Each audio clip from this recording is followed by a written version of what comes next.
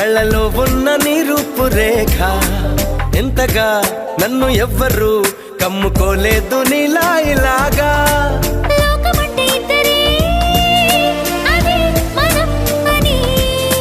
స్వర్గమంటే ఇక్కడే అంటే సరే అని